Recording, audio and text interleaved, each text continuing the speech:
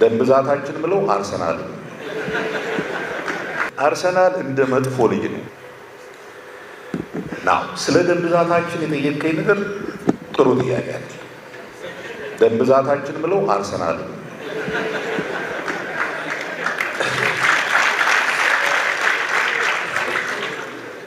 እንደ አርሰናል እንደ መጥፎ ልጅ ነው። ደምህን ያፈላውና ግን you cannot leave it ነው somehow አንጀትህ እየተቃጠለም ትኖራለህ እና ዘንድሮ እኔ ኖ actually ብዙ ተስፋ አርጎ መክሰም ስለለመድኩ ነው መሰለኝ ያሸንፋሉ ብዬ ዋንጫ ይበላሉ ብዬ አላምንም። ራሴን እየተከላከልኩ ነው። አለበለዚያ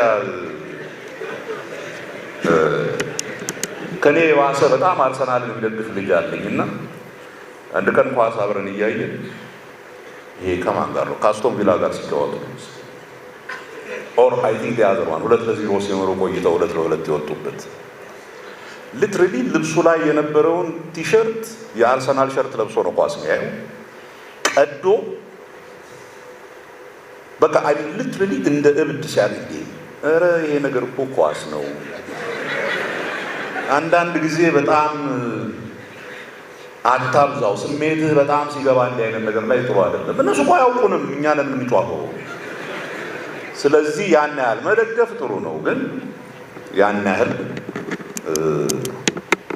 ነፍስና ስጋችንን ይዘን የምንሄድበት መሆን የለበትም ነው።